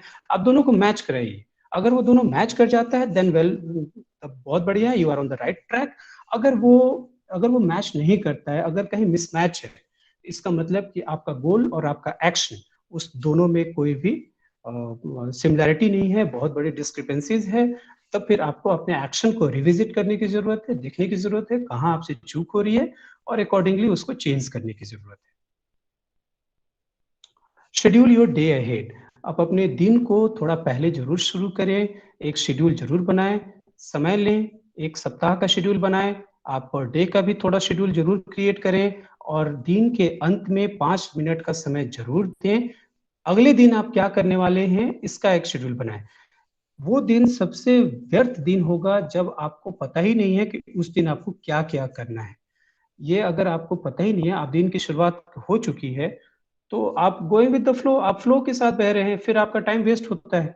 अगर आपने प्लान कर रखा है कि आपको सुबह में क्या करना है, दोपहर में क्या करना है, इवनिंग में क्या करना है, आप बहुत प्रिपेयर्ड रहेंगे तो आपका कुछ भी इंपॉर्टेंट मिस नहीं होगा। ये एक बहुत इंपॉर्टेंट टेक्निक है, time blocking and time boxing. Student को अधिकतर इसमें इस टेक्निक को यूज करके बेनिफिट होता है, स्पेशली एग्जाम पीरियड में। टाइम ब्लॉकिंग क्या है? जब आप किसी काम को करने के लिए कुछ समय निर्धारित कर देते हैं। जैसे मुझे कोई एक चैप्टर पढ़ना है, उसके लिए मैंने सपोज मुझे 100 पेज किसी बुक का खत्म करना है, उसके लिए हमने 4 घंटे हमने उसके लिए ब्लॉक कर दिए। अब अगर वो 4 घंटे में खत्म नहीं हुआ तो हम थोड़ा टाइम एक्सटेंड भी कर देते हैं, 5 घंटे में खत्म कर लेंगे, 6 घंटे में खत्म कर लेंगे, क्योंकि हमारा इंपॉर्टेंस क्या है, इंपॉर्टेंट क्या है हमारे लिए उस टास्क को कंप्लीट करना। तो this is called time blocking. तो एग्जाम टाइम में अधिकतर हम लोग ऐसी टेक्निक यूज करते हैं कि हम लोग समय को एक ब्लॉक करते हैं कि हमें इतने देर में इतना ये काम खत्म कर देना है। उसके ही कंपैरिजन में टाइम बॉक्सिंग जो है वो ये है कि हमारे ये काम खत्म होगा या नहीं होगा, लेकिन हम इसके लिए 1 घंटे का ही समय देंगे। एग्जाम जब एकदम नजदीक होता है ना तो हम टाइम बॉक्सिंग वाला एटीट्यूड अपनाते हैं। जैसे हमारे पास 5 पेपर का एग्जाम होना है, तो हमें मालूम है कि हम सबके लिए हमारे पास में समय ज्यादा नहीं है, तो हमने पहले पेपर के लिए 1 दिन का समय रखा, दूसरे के लिए 2 दिन, तीसरे के लिए फिर तीसरा दिन, चौथे के लिए चौथा दिन, ऐसे करके हमने टाइम शेड्यूल कर रखा है। अब अगर पहला पेपर पहले दिन खत्म नहीं भी हुआ तो हम उसको एक्सटेंड नहीं करेंगे, हम फिर अगले दिन दूसरा पेपर ही टेकअप करेंगे। सो time blocking and time boxing ये दोनों बहुत इंपॉर्टेंट हैं और ये डिपेंड करता है कि आप किस टेक्निक को यूज कर रहे हैं। और कब आपकी कैसी जरूरत है। लर्न हाउ टू से नो। आई थिंक मेरे पास शायद मैं टाइम को क्रॉस कर रहा हूँ, but I request SN Singh sir to give me just 5 more minutes. Allowed, sir. Okay, thank you, sir. Thank you, sir. So, learn how to say no. देखिए, कई बार क्या होता है, हम लोग हर वक्त यस की टेंडेंसी में रहते हैं। हर चीज कोई कह दिया ये चीज करना है, कर लोगे, हाँ हाँ, चलोगे घूमने, हाँ हाँ। तो ये जो हमें लगता है ना कि हम ना कैसे कहें, है ना, ये चीज हमारे लिए बहुत समय बर्बाद कर देता है। अब आपको ना कहने की एक टेक्निक होती है। When you don't want to say yes, don't say yes. जब आप हाँ नहीं करना चाहते हैं, हाँ मत कहिए। लेकिन ना कहने के तरीके होते हैं। आप ना भी अफर्मेटिव होकर के कह सकते हैं। आप वो टेक्निक को जरूर लर्न करें, कैसे हम किसी को ना कह सकते हैं, है ना। इससे आप अपने समय को बहुत बचाएंगे। Don't get lost in details. कई बार हम कोई काम को करते हैं ना, बहुत डीपर चले जाते हैं, बहुत उसकी गहराई में उतर के एक ही काम में उलझ जाते हैं, जबकि उसके साथ साथ पैरेलल उसी काम के और भी पार्ट होंगे जिस पे हमारा ध्यान नहीं जाता है। तो इससे क्या होगा, हमको लगता है हम तो बहुत परफेक्शन की तरफ जा रहे हैं, बहुत गहराई में उतर के बहुत अच्छा कर रहे हैं। लेकिन आप जो परफेक्शन की तरफ जाते हैं ना, तो परफेक्शन इन साइकोलॉजी ये बहुत ही कॉमनली यूज होता है, परफेक्शन लीड्स टू फ्रस्ट्रेशन। क्योंकि आप परफेक्ट नहीं हो सकते हैं, आप बहुत अच्छा करने की कोशिश कर सकते हैं, बट आप परफेक्ट बनने मत चाहिए। ये फिर आपको फ्रस्ट्रेशन और सैडनेस की तरफ आपको लेकर के जाएगा। अगला है keep your inspiration and motivation high. कई बार आप अपने लाइफ में देखेंगे, आप हर दिन एक जैसा नहीं होता है। कुछ दिन ऐसे होंगे जब आप काफी डल फील करते हैं, काफी लो फील करते हैं, काफी डीमोटिवेटेड फील करते हैं, दिन बुरा गया होता है। ऐसे मोमेंट में आप कुछ भी अगर करने जाएंगे, वो अच्छा नहीं होता है, उसमें मन नहीं लगता है। जब ऐसी चीजें हो रही हो ना, देन इसको रोकने के लिए आप अपने सराउंडिंग में कोई भी ऐसा आदमी जिसको आपको लगता हो कि वो एक इंस्पिरेशनल है, मोटिवेशनल है, आप उससे बात करिए। निगेटिव लोगों से बचिए। जो लोग हमेशा नकारात्मक बातें कहते हैं या करते हैं, ऐसे लोगों से बचिए। और कई बार मोटिवेशनल कोट्स बहुत हेल्पफुल होते हैं। तो आप चाहें तो मैं स्टूडेंट को एडवाइस करूंगा कि आप अपने कमरे में ऐसे कोट्स जरूर लगाएं, ऐसे पिक्चर्स लगाएं जो मोटिवेशनल होते हैं। आप देखेंगे बहुत सारे जिम में बॉडी बिल्डर्स के बहुत अच्छे बड़े बड़े पिक्चर्स लगाए होते हैं। वो उसका पर्पस यही है कि आपको मोटिवेशन मिल सके कि आप भी अपने आप को कैसे फिट रखें। तो आप भी ऐसी कुछ हैबिट्स इनकलकेट करें। सॉन्ग्स, कई सारे ऐसे मोटिवेशनल सॉन्ग्स होते हैं जिसको आपको सुनना चाहिए, जो आपको बहुत एनर्जाइज करेगा। मोटिवेशनल वीडियोस आप देखिए। ये सब अगर हैबिट्स आप अपनाएंगे तो उन दिनों में जब आपको लगता है कि आप बहुत ही लो फील कर रहे हैं, आपके लिए एक हेल्प करेगा, आपको बहुत अच्छा फील कराएगा और आप अपने समय को एक बेहतर इस्तेमाल करना जान पाएंगे। एक बहुत सुंदर टेक्निक है, that is called Pomodoro technique. Specially ये स्टूडेंट के लिए ही है। तो पोमोडोरो टेक्निक क्या है? पोमोडोरो एक जो नाम है वो इटालियन में, इस नाम का मतलब टमाटर होता है। सो वहीं से इस टर्म को बोरो किया गया है। पोमोडोरो टेक्निक ये बताता है कि आप सबसे पहले कोई एक टास्क को आप अपने लिए डिसाइड करिए, क्या आपको करना है। उसके लिए 25 मिनट का समय दीजिए। हो सकता है वो टास्क लंबा भी हो, लेकिन आप शुरू में 25 मिनट का टाइम दीजिए। जैसे कोई एक चैप्टर कंप्लीट करना है जिसमें आपको लगता है कि आपको 2 घंटे 3 घंटे लगेंगे, तो आप पहले 25 मिनट में आप कितना खत्म करेंगे वो आप टारगेट सेट कर लीजिए। आप 25 मिनट पढ़िए, और जब पढ़िए तो फुल फोकस होकर के 25 मिनट समय दीजिए। उसके बाद आप 5 मिनट का ब्रेक लीजिए, 3 से 5 मिनट का एक शॉर्ट ब्रेक लीजिए। और शॉर्ट ब्रेक लेने के बाद में आप थोड़ा सा अपने गर्दन को सीधा कर लिया, थोड़ा एक्सरसाइज कर लिया, थोड़ा उठ के बैठ गए, लेकिन 3 से 5 मिनट, उससे ज्यादा बिल्कुल नहीं। देन अगेन सिट बैक, आप वापस बैठिए और बैठ करके फिर अगला 25 मिनट का आप टाइम दीजिए। ऐसा आप 3 से 4 बार आप कर सकते हैं 25-25 मिनट के सेट पे। और जब आप 4 बार कर लें तो आप अपने लिए एक लॉन्ग ब्रेक दीजिए, और वो long break half an hour का हो सकता है। आधे घंटे के लिए आप ब्रेक लीजिए, थोड़ा घूम लीजिए, वॉक कर लीजिए, एक्सरसाइज करना चाहे कर लीजिए, गाने सुनना चाहे सुन लीजिए, वापस बैठिए और फिर 25 मिनट का सेट ये जो है वो शुरू करिए। ये पोमोडोरो टेक्निक बच्चों को बहुत बेनिफिट करता है। मैंने ये पहले भी कई स्टूडेंट को अपने क्लासरूम में ये टेक्निक के बारे में बताया है और ये चीज उनको भी बहुत फायदा किया, मुझे भी बहुत फायदा करता है। क्योंकि आप वन स्ट्रेच में अगर आप 2 घंटे बैठ के आप सोचते हैं कि आपका आउटपुट है, आप कर सकते हैं अगर आपको लगता हो तो, लेकिन जो स्टडीज बताती हैं वो यही है कि 2 घंटे हम बैठते तो हैं लेकिन वो आउटपुट में उतना नहीं आ पाता है। So coming to the summary part again, ये सवाल जो हम लोगों ने शुरू में रेज किया था, why do we need to manage our time? Now we have time to understand the result कि हमें समय को क्यों मैनेज करने की जरूरत है। ये हमारी प्रोडक्टिविटी को बढ़ा सकता है। क्यों? क्योंकि आपने टाइम को मैनेज करना सीख लिया। अब आप उसी समय में बहुत अच्छे से आप किसी काम को शेड्यूल करके, प्रायोरिटाइज करके, अपने फोकस को उस पर लगा करके, पोमोडोरो टेक्निक यूज करके आप अपने प्रोडक्टिविटी को बढ़ा सकते हैं। रिड्यूस स्ट्रेस, जाहिर सी बात है, आप जब काम को अपने शेड्यूल पे खत्म करना सीख जाएंगे तो लास्ट मोमेंट की हरी नहीं रहेगी, परेशानी नहीं रहेगी, आप प्रिपेयर्ड रहेंगे, इससे आपका तनाव कम होगा। इम्प्रूव सेल्फ स्टीम, जब आपकी ये सारी चीजें, ये सारे ट्रेड्स आपके अंदर आने लगेंगी तो ऑब्वियस सी बात है आपके खुद के अंदर एक आत्मविश्वास, आपका सेल्फ स्टीम वो इन्हांस होगा। आप कुछ कर सकते हैं, कुछ अचीव कर सकते हैं, ये बिलीफ आपके अंदर जनरेट होगा।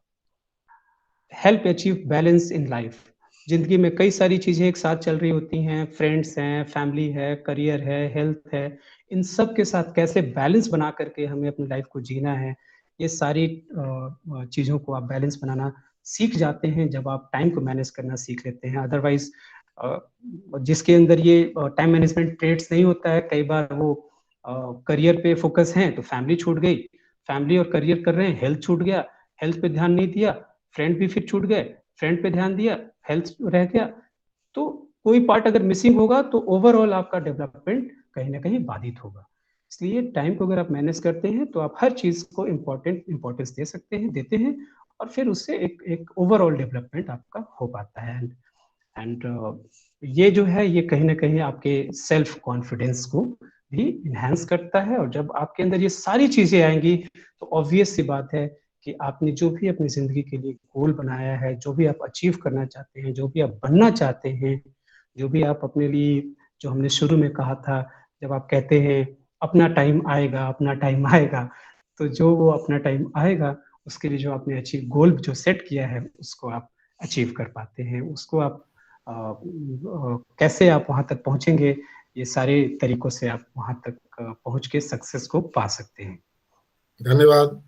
So this is the end, and as you can see in this slide, जो रोप को आप देख रहे हैं, एक ऑर्गेनाइज और एक डिसऑर्गेनाइज। सो ये क्लियर है, जो एक समरी के तौर पे बता सकते हैं कि अगर टाइम मैनेज करना हम जान गए तो किस तरीके से हम अपने लाइफ को बेहतर कर सकते हैं। So thank you, and now I would like to request all the participant, if you have any question then please ask. I know मैंने समय थोड़ा ज्यादा ले लिया, बट अगर समय थोड़ा परमिट हो रहा हो और कुछ सवाल अगर आ रहे हो तो प्लीज पूछिए। हाँ, कोई भी प्रतिभागी जो कोई सवाल करना चाहे, वैसे हम देवश्रुति घोष को मैंने देखा कि वो ज्वाइन की हैं, तो देवश्रुति घोष अगर स्क्रीन पर आ सकती हो तो आप आइए और आज के इस वक्तव्य पर एक अपनी छोटी सी टिप्पणी या कोई अगर जिज्ञासा हो तो आप दीजिए। मैडम निर्मला जी तो अंत में अध्यक्षीय भाषण करेंगे ही। अलका जायसवाल जी भी अगर कोई छोटी सी जिज्ञासा लेकर स्क्रीन पर आती तो अच्छा रहता।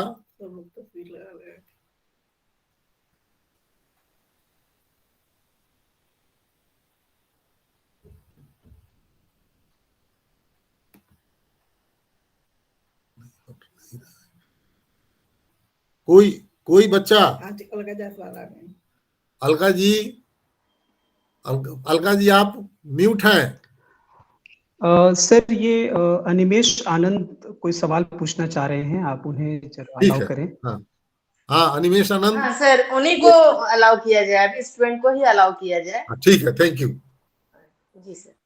Yes, sir. Will I Animesh, audible? आप सवाल पूछ सकते हैं। Yes, Saurabh sir. Will I audible to you? हाँ, हाँ हाँ, आपकी आवाज आ yes, रही है, yes, बोलिए। you are audible, Animesh. Sir, really Please put very your question. informative webinar. I have a question that in a slide there is a line in your slide. There is a line that set the limit for every task. But Yes. as we are going through the time management webinar, I have a question that on which point we have to prefer scheduling or privatization, because time management is, I think, both are interdependent. Both the words are interdependent to each other. Scheduling and privatization, which is important for time management. Both. Animesh, I would suggest you to schedule your prioritized work. When you have limited time, so in that time you have to prioritize your work, and accordingly you have to give your time. So both are very important. You cannot ignore priority, or you cannot ignore the deadline. So Yeah, I also think that both are interdependent to each other. Yes. So in isolation, you cannot visit only one technique of prioritizing or giving deadline to any work. So you'll have to understand the importance of both technique, and then only you will be able to manage your time effectively. So as for example, when we go for party at 7 p.m. and we Yes. schedule that we have attend this party to 7 to 8 p.m. Then after we come back to home and we have to attend a meeting from 8:30 p.m. But Right. when we go to the party, then we think that it's crossed the limit, that I've scheduled it for 8 p.m. But I took so much time. Then prioritization becomes more than scheduling. Rahul ji, So this is Rahul ji, your Saurabh ji, Yeah. excuse me for intervention. Rahul Yes. ji, you are requested only to concentrate on one question, and cross question enhances the time, and we have limitation of time. So I request Saurav Raj to kindly hand over the stage to Professor Nirmala Singh ji, who is presiding our session. She is the chairperson of today's. Saurav Raj ji, Yes. हम लोग फिर बात करेंगे, और जो हमारे प्रतिभागी लोग हैं उनके मन में कोई प्रश्न होगा तो आप तो मुजफ्फरपुर में उपलब्ध हैं, आपसे जाकर मिल सकते हैं। तो मैं आज के कार्यक्रम की अध्यक्ष प्रोफेसर निर्मला सिंह को आमंत्रित करने के पहले मैं आपको बताऊं कि निर्मला जी बहुत ही सीनियर प्रोफेसर बिहार विश्वविद्यालय की रही हैं, एमडीडीएम कॉलेज की प्राचार्य रही हैं, एमएसकेवी कॉलेज की प्राचार्य रही हैं, और ये देश के उन कुछ प्राचार्यों में से हैं जिन्होंने 2 महाविद्यालय का NAAC accreditation with good credit कराया हो। बिहार विश्वविद्यालय में तो वो अकेली हैं, समूचे बिहार में वो अकेली हैं जिन्होंने अपने प्रबंधन क्षमता से 2 महाविद्यालयों को नैक एक्रेडिटेशन कराया होगा। इसके लिए आप सबों से मेरा निवेदन है कि ताली से हम लोग निर्मला जी का स्वागत करें। और मैं निर्मला जी, हम और निर्मला जी तो पटना विश्वविद्यालय में एक साथ पढ़े हैं और आज हम लोग एक मंच पर हैं, ये हमारे लिए सबसे बड़ी खुशी की बात है। वी आर बैचमेट देयर, और वो साइकोलॉजी में थी, हम विज्ञान में थे। देवश्रुति, आपको मैंने निवेदन किया था, और अब आप निर्मला जी के बारे में अगर कुछ बताना चाहती हो तो निर्मला जी के बारे में आप 2 वाक्य बताइए। विषय पर आपकी टिप्पणी बाद में लेंगे। जी सर, नमस्कार सर, और सभी बड़ों को मेरा प्रणाम। निर्मला मैम के बारे में हम क्या कहें, मैम काफी सीनियर है एंड बहुत जॉली नेचर की हैं।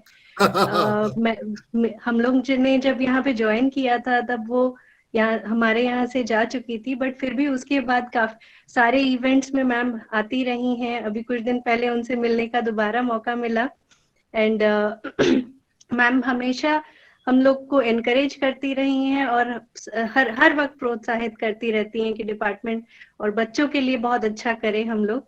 एंड मैम, हमारे मोबाइल पर मैसेज आ रहा है कि देवश्रुति जी का भी एक लेक्चर जल्दी करवाइए। हमारे जो विद्यार्थी लोग हैं, they are not having patience to lose you, इसलिए आपसे निवेदन है कि आप हमारे स्क्रीन पर आने के लिए तैयारी कीजिए। और अब मैं निर्मला जी से निवेदन करता हूं कि आज के इस कार्यक्रम की अध्यक्षता करते हुए अपने वक्तव्यों से हम लोगों को अनुप्राणित करें। प्रोफेसर निर्मला सिंह। बहुत बहुत धन्यवाद हमारे स्नेही श्री नारायण बेनीपुरी जी और पूनम जी। इनके साथ तो हम लोग का स्नेह बंधन है ही, और उसको निभाते भी हम लोग बहुत अच्छी तरह से हैं, इसलिए आपको एक बार फिर से धन्यवाद। दूसरी चीज है कि प्रभात ने भी जो प्रयत्न का एक विवरण हम लोग के सामने रखा, I wish best wishes for him, और मुझे खुशी हुई कि हम लोग का तराशा हुआ एक लड़का, he was just a kid, आज देखिए नेशनल इंटरनेशनल ध्वजा फहरा रहा है, ये really we proud of him. और सौरभ जी आपका तो कहना ही क्या, मैं तो आत्म इसमें विभोर हो गई। रियली आपने जितने सीधे सादे सरल शब्दों में टाइम मैनेजमेंट को सामने रखा, तो एक बार बुढ़ापा में मुझे फिर से एक आया कि टाइम मैनेजमेंट कितना इम्पोर्टेंट चीज है। थैंक यू, आपने काफी इस पर गहरा अध्ययन किया है, और डाटा वगैरह भी जो दिए हैं आपने, और ये जो हम लोग सुनते थे पोमोडोमो, जो डोरो है पोमोडोरो, उसको आपने एक्सप्लेन किया, तो पोमोडोरो को तो सबकी जरूरत है, और इसके लिए आपको बहुत बहुत धन्यवाद। और ऐसे ही एक दो बार फिर मुझे मौका मिले आपको सुनने का, तो मैं अपने आप को भाग्यशाली समझूंगी। Thank you Saurabh ji. और आपने जो कुछ भी कहा, सचमुच टाइम मैनेजमेंट जो आजकल है सबसे बड़ी समस्या है। जिसको सुनिए वही कहे मेरे पास समय नहीं है, भाई टाइम नहीं है, समय नहीं है। अरे टाइम को हुआ क्या है, 24 घंटा, दैट इज कॉल्ड 86,400 सेकंड। हमको आपको एक यही तो चीज है, भगवान ने सबको बराबर बांट दिया है, इसमें ना अमीर है ना गरीब है, कोई शिकायत नहीं कर सकता, और कोई ये नहीं कर सकता कि उनको ज्यादा मिला है हमको कम मिला है। अब एक ही चीज जो है उसको कि मैनेज कैसे करें। मैनेज करने के लिए आपकी बातों को जो हमने समझा या मेरी थोड़ी सी अक्ल में आई, तो मेरे ख्याल से टाइम मैनेजमेंट के लिए सबसे जरूरी होता है, सिर्फ बच्चों के लिए ही नहीं, ये तो विद्यार्थियों के लिए, हम लोगों के लिए, आप लोगों के लिए, गृहिणी के लिए, घर के लिए, सभी के लिए जरूरी है। ये सोच लीजिए कि लेबर को भी जरूरत है टाइम मैनेजमेंट का। तो कहने का अर्थ हुआ कि जिंदगी जी ही रहे हैं हम लोग टाइम मैनेजमेंट पर। अगर ठीक से टाइम मैनेज हो गया तो फील बहुत खुश है भाई, आज रिलैक्स महसूस करते हैं, थोड़ी भी इधर से उधर हुई कि बस टेंशन ही टेंशन। तो हमने जो निचोड़ निकाला बेनीपुरी जी, कि सबसे पहले गोल होना चाहिए, चाहे शॉर्ट टर्म हो चाहे लॉन्ग टर्म हो, और उस गोल ऐसा हो कि क्रिस्टल हो, ये नहीं कि कॉम्प्लेक्स हो रहा है कि हम चाहते क्या हैं, क्योंकि हम चाहते क्या है यही सबसे बड़ा प्रॉब्लम है सबके लिए। तो विद्यार्थी हो, हम हो, चाहे पूनम जी हो, चाहे हमारे श्री नारायण जी हो, जितने हमारी अलका है वो हो, तो हम लोग पहले अपना एक गोल करें, शॉर्ट टर्म भी हो सकता है वो, लॉन्ग टर्म भी। उसका बाद प्लानिंग में है कि प्रायोरिटीज हम किसको दें, कौन से काम को विद्यार्थी अपनी पढ़ाई को देगा। एक सवाल उठता है नारायण जी, हम लोग की दादी और नानी, उसमें तो घड़ी नहीं होती थी, जी जी, कैसे टाइम मैनेज कर लेता था लोग। हाँ, सूरज की परछाई देख के इतना बज गया, अब ये काम करना है, इतना बज गया, बबुआ खाने के लिए आते होंगे, बिल्कुल वो आते होंगे, टाइम मैनेजमेंट। उसके बाद वो अपनी हॉबी भी कर लेती थी, जो कढ़ाई सिलाई बुनाई जो भी उसमें चलता था सब काम भी कर लेती थी, और रात पे हम लोग उनके गोद में घुस करके कहानियां भी सुनते थे, लोरियां भी सुनते थे। 8 बजे तक सारा घर का काम हो जाता था, सब कुछ देख सुन लेती थी। तो वह टाइम मैनेजमेंट है। टाइम मैनेजमेंट है कि हम और आप, यह जिस समय में कभी कभी आता है कि बहुत सारे सिचुएशंस आ जाते हैं। एक वर्किंग लेडी अलका बैठी हुई है, इसको सुबह उठ करके दिमाग में सबसे पहले घंटी बजती होगी कि 9:50 में कॉलेज जाना है, नेचुरल भी एमडीडीएम कॉलेज में जाना है, नहीं तो प्रिंसिपल डांटेगी। हाँ, अच्छा हुआ कि लता जी के समय नहीं थी। तो सबसे पहले तो यही करती होगी कि प्रायोरिटी देती होगी कौन से काम को करें। उसके बाद होता होगा मल्टीपर्पस। मैं जैसे इन्होंने कहा कि मल्टीटास्क मत कीजिए, एक टाइम में एक टास्क। कॉलेज जाना है तो ठीक है, बहुत अच्छा से हम एक ही काम करें। डिस्ट्रैक्शन होता है, अब पढ़ने बैठे हैं और उधर से सामने रह के मोबाइल बुला रहा है, जा रहे हैं बेटी रो रही है। अब कॉलेज जाना भी जरूरी है और बच्चे को देखना भी जरूरी है, तो उसमें पहला प्रेफरेंस क्या हो, यह हमारे इंटेलिजेंस पर डिपेंड करता है। हम उसमें ये सोच सकते हैं, टाइम को मैनेज करते हैं। हम रात में ही देखते होंगे आप लोग कि जब वर्किंग लेडी है रात में ही खाना सब्जी काट लेती हैं, सब कुछ तैयार कर लेती हैं, फ्रिज में रख देती हैं, टिफिन वगैरह सुबह उठकर पहले बना देंगे, बच्चे को प्रायोरिटी स्कूल भेज देंगे। That is called time management, जो कि हम आप कर रहे हैं विदाउट टेंशन। अब सबसे पहले कि टाइम मैनेजमेंट करें स्ट्रेस फ्री होकर के। स्ट्रेस फ्री होने के क्या करेंगे, लगातार पढ़ रहे हैं, लगातार पढ़ा रहे हैं, लगातार खाना बना रहे हैं, लगातार कोई एक ही वर्क कर रहे हैं, तो थोड़ी देर के लिए अपने हॉबी पर ध्यान दें। हॉबी सबकी अलग अलग हो सकती है, उस आदमी रिलैक्स हो सकता है, पेंटिंग करें, गाना गाएं। सबसे बड़ी बात है कि अगर हमको गॉसिप करने में मन लगता है तो गॉसिप ही करें। देहात की महिलाएं कैसे रिलैक्स हो जाती हैं, एक दूसरे को शिकायतें करना है, चलो परपंच कहा जाता है, परपंच बतिया कर ही रिलैक्स हो जाती हैं। उस पर देखिए कितना शक्ति के साथ, जब उनका प्रपंच खत्म हो जाता है तो शक्ति साथ खेत में जुट जाती हैं, वो एनर्जाइज उनको फील होता है। तो यह एक टाइम मैनेजमेंट में होता है कि अपने को स्ट्रेस फ्री रखिए और सब चीजों से अलग रखिए। ये भी आपने सही कहा कि हर बात में हम लोग कहते हैं हाँ हो जाएगा, क्यों, अच्छा बनना है हमको। ऐसे में अगर ना कह देंगे तो बुरा लगेगा उनको।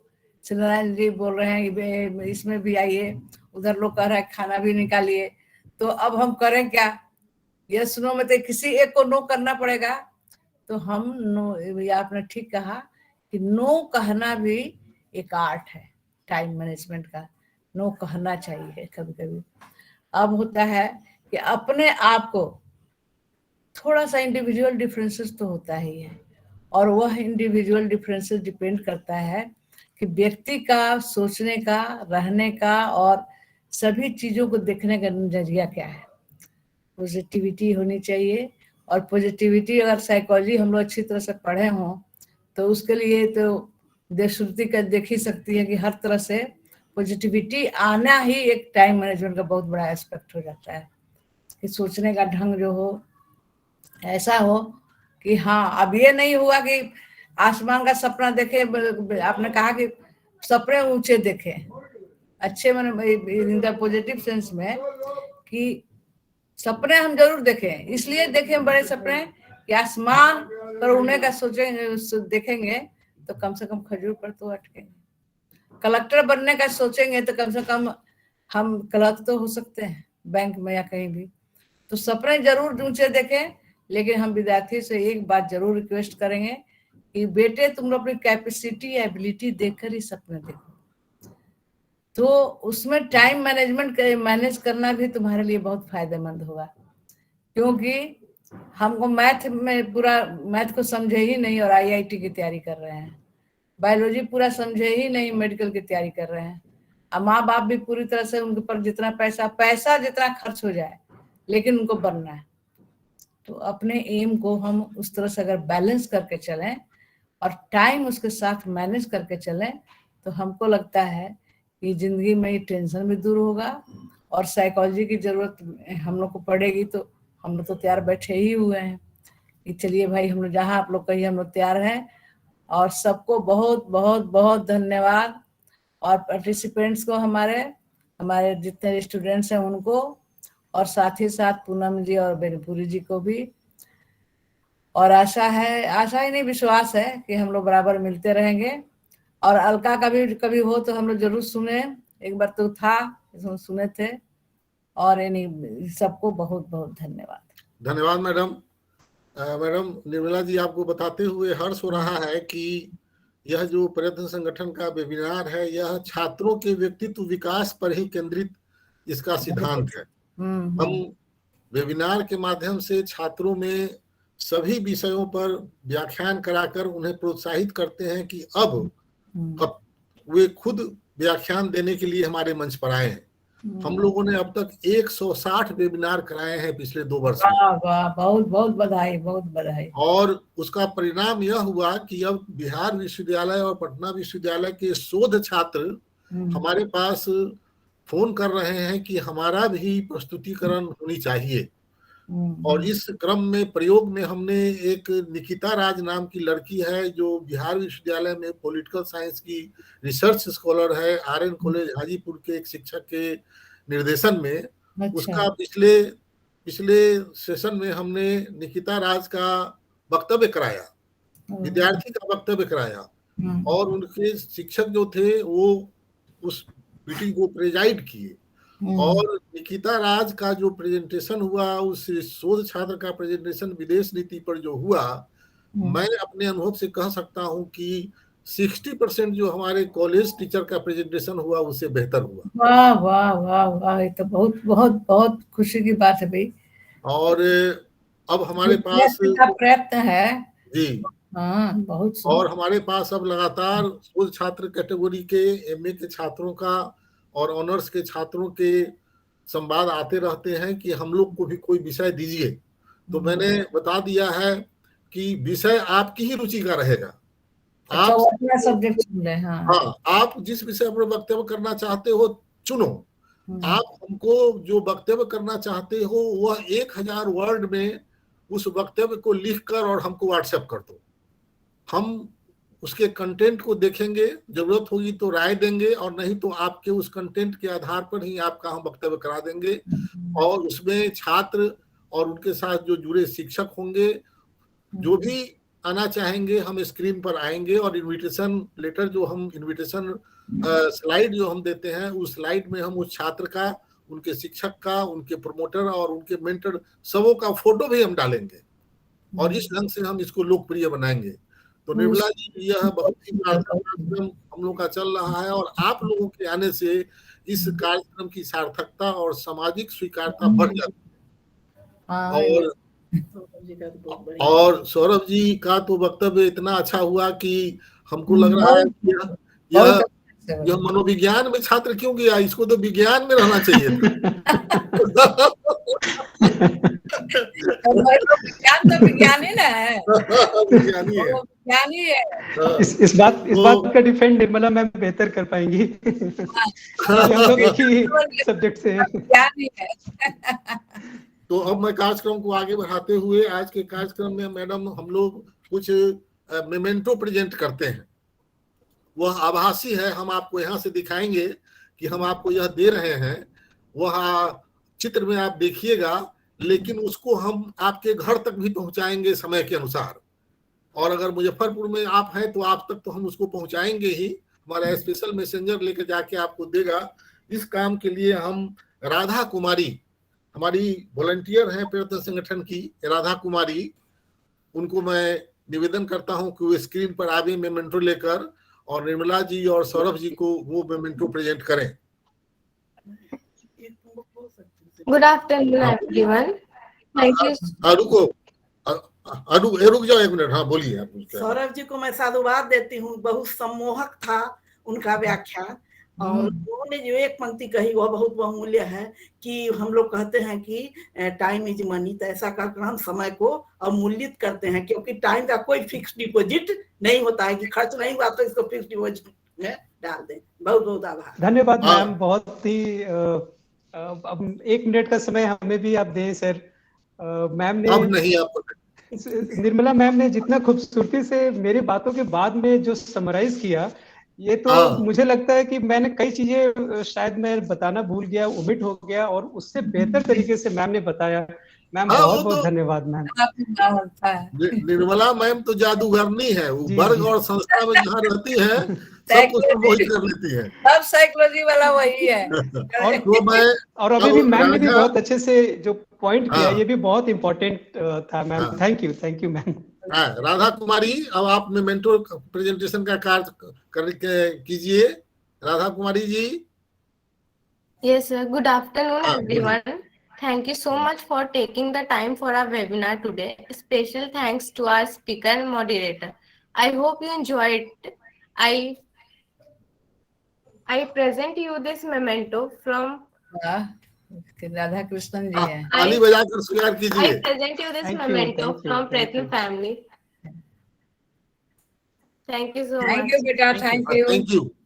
Thank you ma'am. और अब हम अपने इस कार्यक्रम को आगे बढ़ाते हुए राहुल कुमार जी से निवेदन करते हैं कि वे हमारे आज के आए हुए आगत अतिथियों का, प्रतिभागियों का स्वागत करते हुए कार्यक्रम को संपन्न होने की घोषणा करेंगे। Rahul Kumar, please come on screen. Thanks giving के लिए राहुल कुमार। ओके, बहुत बहुत धन्यवाद सर, आभार। ये बहुत ही सुखद पल रहा हम सभी युवा साथियों के लिए और सभी के लिए, खासकर सौरभ सर ने जो कहा time is not a money, और मैम ने सारा इंक्लूड कर दिया। निर्मला मैम ने बहुत खूबसूरती से बातों को एकदम पुलिंदा में करके गुलदस्ता बना दिया, और साथ सीखने की और समझने के लिए बहुत काफी है। और एसएनपी सर का तो मैं बहुत आभार व्यक्त करूंगा कि वो लगातार हम जैसे यूथ का, बहुत सारे यूथ का और बाकी जो रास्ते से भटक रहे उन्हें भी बहुत तरह से जो ये 160वां चल रहा है ये बहुत ही लाभदायक रहा। मैं दिल की गहराइयों से निर्मला मैम को, सौरभ सर को, एसएनपी सिन्हा मैम को, पूनम मैम को पुनः धन्यवाद देता हूँ और बहुत बहुत आभार। धन्यवाद।